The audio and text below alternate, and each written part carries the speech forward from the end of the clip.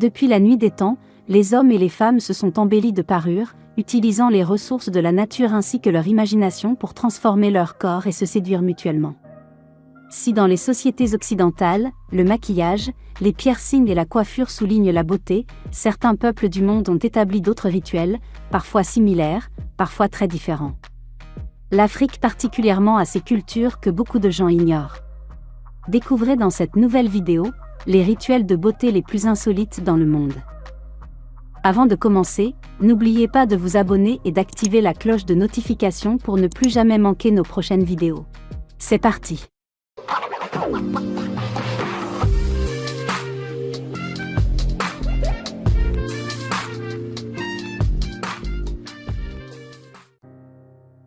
Homme crocodile en Papouasie-Nouvelle-Guinée.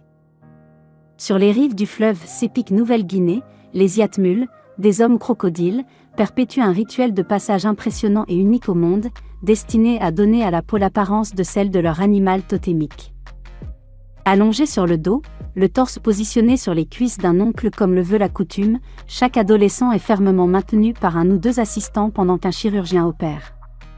Extrêmement douloureuse, cette pratique permet aux adolescents d'endosser symboliquement le pouvoir de l'animal totémique considéré comme immortel avec l'affirmation « La force du crocodile coule dans nos veines et l'empreinte de ses dents est gravée sur notre corps ».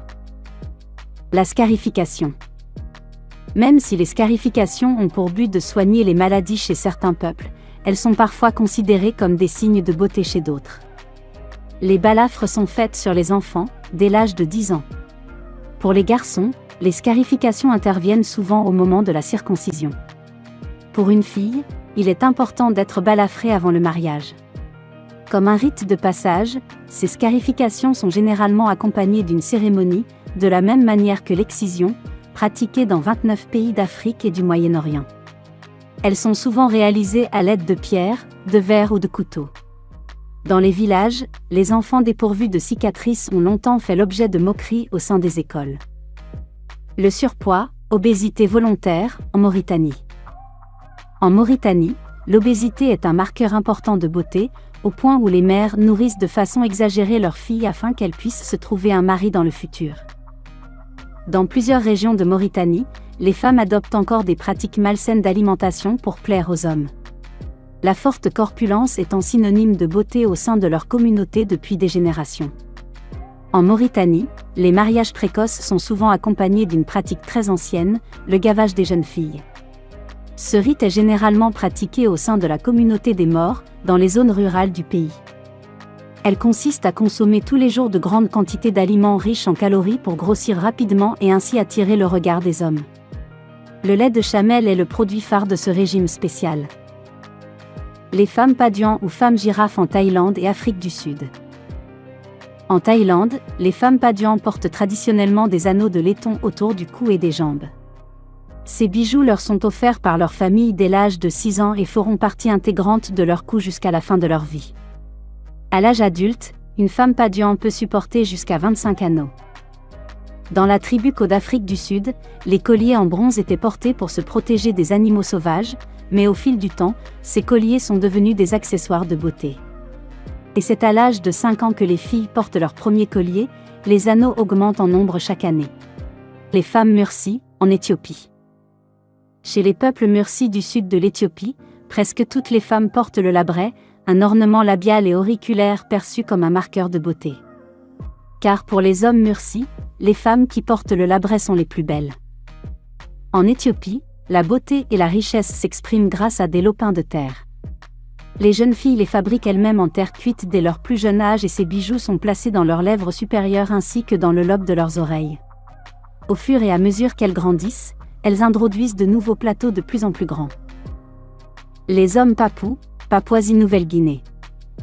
À l'occasion des cérémonies, les hommes papous, jadis chasseurs de têtes, rendent hommage à leurs ancêtres en se peignant le visage, en jaune généralement, et en se parant de plumes et de fourrures dans l'optique de ressembler à des oiseaux de paradis. Les hommes Peuls Bororo au Niger. Les hommes de cette tribu africaine savent se plier en 4 pour séduire les demoiselles. Chaque année, lors des grands rituels de séduction, ils se parent de plumes, de perles, et de peinture avant de rouler des yeux et du corps tel des pans. Succès garanti. Les femmes Miaos en Chine. Chez les Miaos, ethnie méridionale de Chine, les femmes ne coupent jamais leurs cheveux. Et les jours de fête, elles les enroulent dans un chapéa de métal précieux auquel elles rajoutent des cornes et des pierreries. Ces incroyables coiffes symbolisent leur richesse et leur appartenance à une noble caste. Les femmes Maasai au Kenya. Selon certains mythes, les Maasai seraient un peuple aux origines divines. L'art de la création de costumes traditionnels en perles se transmet de mère en fille. Les demoiselles Maasai, parées de leurs vêtements perlés, pourront ensuite déclarer leur amour aux guerriers en les invitant à boire du lait chez elles. Les femmes Akan en Côte d'Ivoire. En Côte d'Ivoire, les femmes des tribus Akan utilisent le kaolin à des fins esthétiques et purifiantes. Après l'avoir réduit en poudre, elles s'en recouvrent le corps et le visage. Puis elles aient accent aigu habillent de blanc ainsi que de petits bijoux de coquillages et de perles, prêtes pour assister à des cérémonies. Un magnifique contraste sur leur peau d'ébène.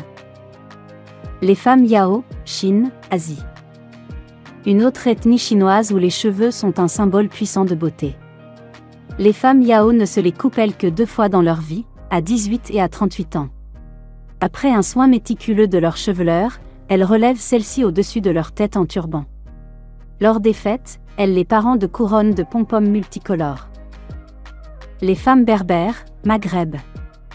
Symbole de sensualité et de beauté, les tatouages des femmes berbères représentent un art complexe où chaque ligne, chaque cercle et chaque couleur a sa signification. Ces traits de maquillage permanent sont dessinés de façon subtile et harmonieuse sur le visage et autres parties du corps. Ils expriment aussi parfois des émotions. Les femmes hindoues, Inde. Afin de mettre leur beauté en valeur et de rappeler leur caste d'appartenance, les Indiennes se parent de bijoux d'or et d'argent qu'elles portent entre autres en anneaux dans le nez. Puis, elles recouvrent leurs mains et leurs pieds de délicats motifs faits au henné. Elles complètent ce rituel en soulignant leur regard noir avec des crayons de charbon. Nous espérons que ces images vous auront fait un peu voyager.